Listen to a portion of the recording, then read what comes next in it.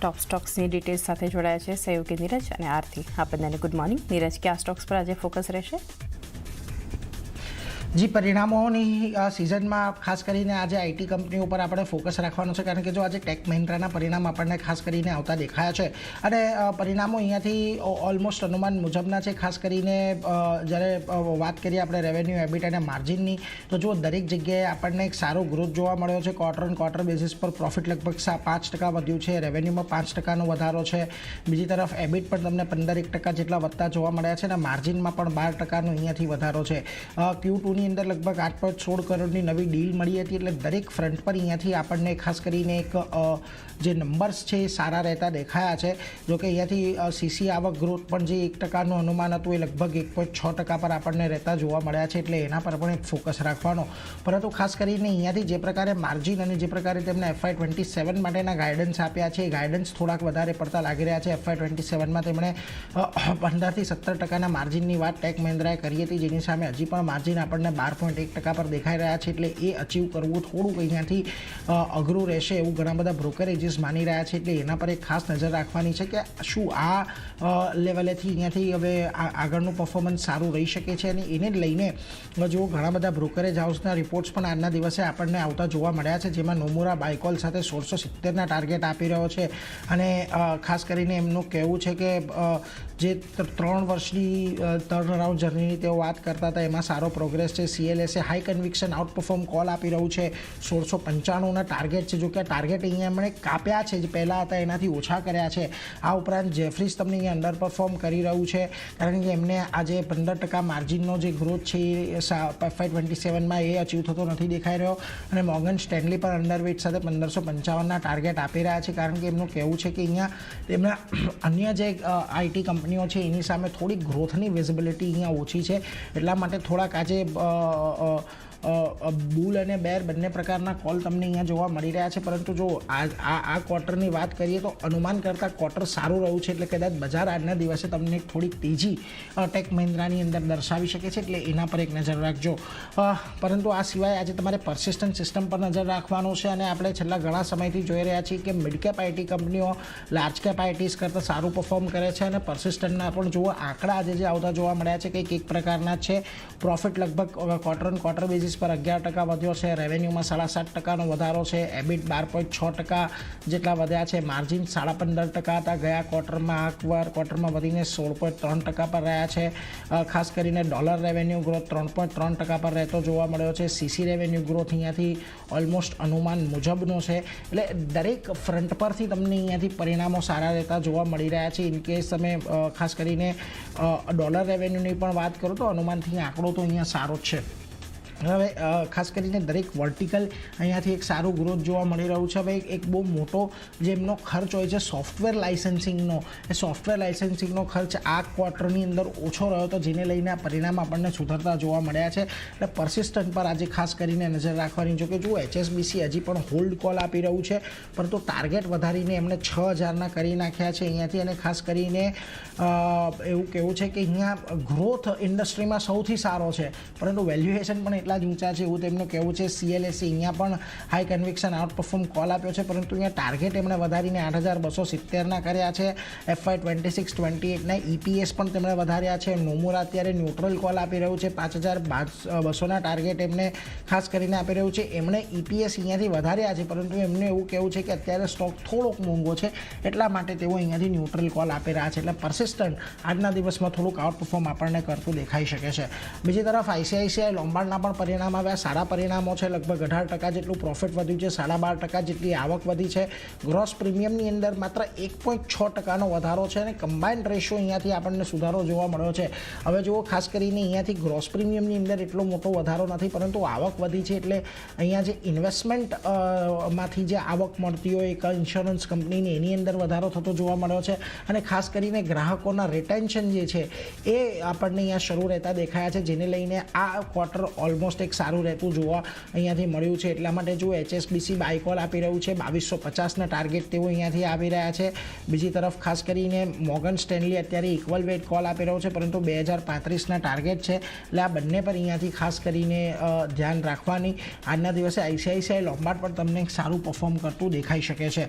આ ઉપરાંત સાયન્ટ DLMના પરિણામો આવતા જોવા મળ્યા. જો સારા પરિણામો છે, 15 કરોડની સામે 32 કરોડ પર પ્રોફિટ છે. રેવન્યુ અહીંયાથી 20% જેટલી ઘટી છે. એબિટા તમને અહીંયાથી ઘટતા જોવા મળ્યા છે. જોકે માર્જિનની અંદર એક વધારો છે, એટલે રેવન્યુ ગ્રોથની અંદર ડિગ્રોથ જે જોવા મળ્યો છે એને લઈને થોડીક ચિંતાઓ કદાચ આજે અહીંયા તમને દબાણ જોવા મળી શકે. મિશ્ર પરિણામો છે એટલા માટે, એટલે આના પર પણ એક નજર રાખવાની. પરંતુ થાઇરોકેરના પરિણામો આવ્યા છે અને ખૂબ સારા પરિણામો છે.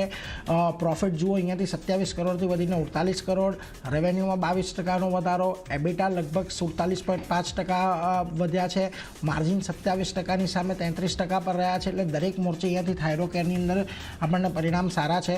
આપણે અહીંયાથી 2:1ના રેશિયોની અંદર બોનસ પણ આપ્યું છે, એટલે એ બોનસ પણ આપણને આવનારા સમયની અંદર કદાચ આવતું દેખાય, એટલે એના પર એક ફોકસ રાખીશું. આ બધાને લઈને આજે તમને થાઇરોકોર એક સારી તેજીમાં દેખાઈ શકે છે, એટલે એના પર એક નજર ચોક્કસથી રાખવાની.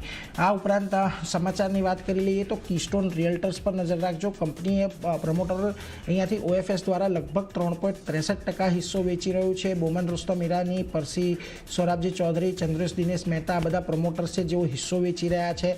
251.68 પ્રતિ શેરમાં લગભગ 3.63% હિસ્સો વેચશે અને ફ્લોર પ્રાઇસ જે છે એ 550ની આજુબાજુની રાખવામાં આવી છે.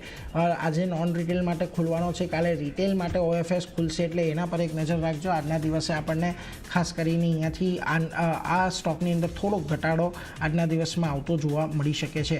આ ઉપરાંત કોલ્ટે પાટીલ Q2 અપડેટ હતા. સેલ્સ વોલ્યુમ 13% ઘટ્યા છે. સેલ્સ વોલ્યુમની અંદર યર ઓન યર બેઝિસ પર જે 670 કરોડ પર રહ્યા છે. રિયલાઇઝેશન 5% વધ્યા છે અને કલેક્શનની અંદર 8%નો વધારો છે. થોડીક મિશ્ર અપડેટો છે જે આપણે અન્ય કંપનીઓની અંદર જોયું કે જ્યાં આગળ સારી અપડેટો હતી એની સામે થોડીક નબળી છે, એટલે આજે અહીંયા તમને ઘટાડો આવશે. એટલે ઓવરઓલ આજના દિવસે ટેક મહિન્દ્રા, પરસિસ્ટમ અને ICICI લોમ્બાર્ડ 3 પર તો ખાસ આજના દિવસે નજર રાખવાની છે. પરંતુ આરતી, તમારા લિસ્ટમાં પણ ઘણા બધા સ્ટોક ક્યાં નજર? જે અન્ય ઘણા કાઉન્ટર છે. શરૂઆત સુલા વિન્ડયાર્ડ સાથે કરીએ તો અહીંયા થોડાક મિશ્ર નંબર્સ આવતા દેખાઈ રહ્યા છે, જ્યાં આવકમાં 1.1%નો ઘટાડો આવતો દેખાઈ રહ્યો છે યર ઓન યર બેઝિસ પર. સામે વાઇન ટુરિઝમની વાત કરીએ તો તે 7.7% વધ્યું છે, જે 12.2 કરોડ પર હતું ત્યાંથી વધી અને 13.2 કરોડની આસપાસ આપણને આવતો દેખાયો છે. તો અહીંયા એક ધ્યાન રાખવાનું રહેશે. વાઇન ટુરિઝમમાં એક વધારો આવતો દેખાઈ રહ્યો છે. સાથે જ કંપનીની જે બ્રાન્ડ આવક છે તેમાં 2.5%નો વધારો જોઈ રહ્યા છે આપણે. Q2 FY26માં કંપનીની આવક સ્થિર રહેતી દેખાઈ રહી છે અને વાઇન ટુરિઝમ આવક રેકોર્ડ હાઈ પર પહોંચતી દેખાઈ રહી છે. એની સાથે તેલંગાણા માર્કેટમાં પડકારોનો સામનો પોતાની બ્રાન્ડ પર જોવા મળતો દેખાઈ રહ્યો છે અને વાઇન ટુરિઝમને વધારવા માટે નવો રિસોર્ટ શરૂ કરવામાં જે આવ્યો છે એને કારણે પણ એક ફોકસ અહીંયા રાખવાનું રહેશે. તો થોડાક મિશ્ર નંબર્સ છે સુલા વિન્ડયાર્ડ્સ, આજે એક ધ્યાન રાખવાનું રહેશે અહીંયા. નેક્સ્ટ કાઉન્ટર મિશ્ર ધાતુનું છે. ઓર્ડર મળવાના પોઝિટિવ સમાચાર આવતા દેખાઈ રહ્યા છે. કંપનીને 306 કરોડનો નવો ઓર્ડર અહીંયાથી મળતો દેખાઈ રહ્યો છે અને કુલ ઓર્ડર બુકની વાત કરી લઈએ આ ઓર્ડર મળ્યા બાદ તો 2212 કરોડની આપણને રહેતી દેખાઈ રહી છે. તો એક ધ્યાન અહીંયા રાખવાનું રહેશે, પોઝિટિવ સમાચાર છે. નેક્સ્ટ કાઉન્ટર સોનાટા સોફ્ટવેરનું કાઉન્ટર છે.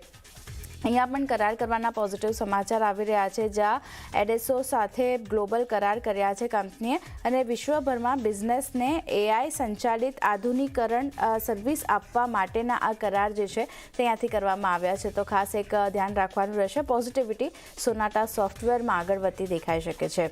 નેક્સ્ટ કાઉન્ટર DCM શ્રીરામનું છે. પ્લાન્ટમાં કામકાજ શરૂ કરવાના સમાચાર આવી રહ્યા છે, જ્યાં ગુજરાત ખાતે ભરૂચમાં એપિક્લોરો હાઇડ્રોઇન પ્લાન્ટ અહીંયાથી શરૂ કરવામાં આવ્યું છે. આ કામકાજ આ પ્લાન્ટમાં શરૂ કર્યું છે અને વાર્ષિક 35,000 ટનવાળા પ્લાન્ટમાં આ કામકાજ શરૂ કરવામાં આવ્યું છે, એટલે પોઝિટિવ અસર જોવા મળી શકે છે. બાકીની વાર્ષિક 17,000 ટનની જે ક્ષમતા છે તે અહીંયાથી ટૂંક સમયમાં કાર્યરત થતી જોવા મળશે, પણ આ પ્લાન્ટમાંથી અત્યારે 35,000 ટન વાળાની જે ક્ષમતા છે તે અહીંયાથી કાર્યરત થતું દેખાઈ રહ્યું છે, તો એક ધ્યાન રાખવાનું રહેશે DCM શ્રીરામ માટે. નેક્સ્ટ કાઉન્ટર હ્યુન્ડાઈ મોટર્સનું છે. અહીંયા જે સમાચાર આવતા દેખાઈ રહ્યા છે મેનેજમેન્ટને લઈને સમાચાર છે. સૌથી પહેલાં તો જ્યાં તરુણ ગર્ગ હ્યુન્ડાઈ મોટર્સ ઇન્ડિયાના MD અને CEO તરીકે નિયુક્ત થતા દેખાઈ રહ્યા છે. 1 જાન્યુઆરીથી તેઓ પોતાનો કાર્યભાર અહીંયાથી સંભાળતા જોવા મળશે અને આજે કંપનીનો પહેલો ઇન્વેસ્ટર ડે રહેતો દેખાઈ રહ્યો છે, તો અહીંયા પણ કઈ રીતે ધ્યાન રાખવાનું રહેશે. ઇન્વેસ્ટર ડેની વિગતો પણ આપણને આવતી જોવા મળશે મેનેજમેન્ટને લઈને, તો અહીંયા એક ફોકસ રહેશે. કંપનીનું કહેવું છે કે FY25થી FY23 સુધી જે 45,000 કરોડનો રોકાણનો લક્ષ્ય કંપનીનો બનતો દેખાઈ રહ્યો છે. એબિટા માર્જિન 11 થી 14% જાળવવાનો લક્ષ્ય રાખવામાં આવ્યો છે. સાથે જ FY30 સુધી આવક જે છે તે લગભગ 1 લાખ કરોડ રહેવાના અનુમાન તેઓ રાખી રહ્યા છે અને FY26 થી 30 સુધીની જો વાત કરીએ તો 45,000 કરોડના રોકાણનું લક્ષ્ય પણ બનતું દેખાઈ રહ્યું છે, તો ખાસ એક ધ્યાન રાખવાનું રહેશે. ને નાણાકીય વર્ષ 2030 સુધીમાં 8 હાઇબ્રિડ કાર પોર્ટફોલિયોની યોજના પણ કંપનીની બનતી દેખાઈ રહી છે, તો ખાસા પોઝિટિવ સમાચાર છે હ્યુન્ડાઈ મોટર્સ માટે. આજે અહીંયા એક ધ્યાન રાખવાનું રહેશે. નેક્સ્ટ કાઉન્ટર ઓલા ઇલેક્ટ્રિકનું છે. દિવાળી પર પહેલો નોન વ્હીકલ પ્રોડક્ટ અહીંયાથી લોન્ચ કરવા જઈ રહી છે કંપની અને કંપની શુક્રવારે એનર્જી સ્પેસમાં આ પ્રોડક્ટ જે છે તે અહીંયાથી લોન્ચ કરતી જોવા મળશે, તો એક ફોકસ ઓલા ઇલેક્ટ્રિક પર રાખવાનું રહેશે. ગોદરેજ પ્રોપર્ટીઝ નેક્સ્ટ કાઉન્ટર છે. બેંગ્લોરના જે સરજાપુર રોડ નજીક 26 એકર જમીનનું અધિગ્રહણ કર્યું છે. આ સમાચારના લીધે ફોકસ બનતું જોવા મળી શકે છે. કંપનીને પ્રોજેક્ટથી આશરે 1,000 કરોડની આવકની અપેક્ષા પણ બનતી દેખાઈ રહી છે, તો બેંગ્લોરમાં નવું જમીનનું અધિગ્રહણ કર્યું છે અને પ્રોજેક્ટથી 1,000 કરોડની આવકની અપેક્ષા છે, એટલે ગોદરેજ પ્રોપર્ટીઝ એક ધ્યાન રાખવાનું રહેશે. નેક્સ્ટ કાઉન્ટર GR ઇન્ફ્રાનું છે. તપાસ હાથ ધરવાના થોડા નેગેટિવ સમાચાર આવતા દેખાયા છે. IT વિભાગે કંપનીની ઓફિસો અને પ્રમોટરોના ઘરોમાં તપાસ જે છે એ હાથ ધરી છે. 9 થી 14 ઓક્ટોબર દરમિયાન આ તપાસ કરવામાં આવી છે, તો થોડું સેન્ટિમેન્ટલ ઇફેક્ટ સ્ટોક પર જોવા મળી શકે છે. અહીંયા એક GR ઇન્ફ્રા પર ધ્યાન રાખવાનું રહેશે. નેક્સ્ટ કાઉન્ટર લેમન ટ્રી હોટલ્સનું કાઉન્ટર છે. વધુ એક કરાર કરવાના સમાચાર અહીંયા આવતા દેખાઈ રહ્યા છે. ગુજરાત ખાતે ગાંધીધામમાં 54 રૂમના નવા હોટલ્સ માટે અહીંયા કરાર કરવામાં આવ્યા છે, તો ખાસ એક પોઝિટિવિટી જોવા મળી શકે છે સમાચારના લીધે. લેમન ટ્રી હોટલ્સ ફોકસમાં રહેશે. નેક્સ્ટ કાઉન્ટર વેદાંતાનું છે. પોઝિટિવ સમાચાર છે અહીંયા કંપની માટે. CCI પાસેથી અધિગ્રહણ માટેની મંજૂરી મળતી દેખાઈ રહી છે, જ્યાં વેદાંત દ્વારા જયપ્રકાશ એસોસિએટ્સ લિમિટેડના અધિગ્રહણ માટેની આ મંજૂરી જે છે ત્યાંથી મળતી દેખાઈ રહી છે, તો ખાસ એક ધ્યાન વેદાંતાના કાઉન્ટર પર રાખવાનું રહેશે. આ સમાચારનું પોઝિટિવ અસર સ્ટોક બતાવી શકે છે. અને છેલ્લે સાત્વિક સોલારની વાત કરી લઈએ તો અહીંયા ઓર્ડર મળવાના સમાચાર આવી રહ્યા છે. સોલાર PV મોડ્યુલ્સ સપ્લાય માટેના ઓર્ડર કંપનીને મળતા દેખાયા છે અને કુલ 338.85 કરોડનો ઓર્ડર કંપનીને મળ્યો છે, એટલે એક પોઝિટિવિટી અહીંયા પણ બનતી દેખાઈ શકે છે. તો ચાંદી ઘણા બધા કાઉન્ટર છે જે નીરજે જણાવ્યા, મેં જણાવ્યા, બધા આજે ફોકસમાં રહેશે. જી, આ બધા સ્ટોક્સ પર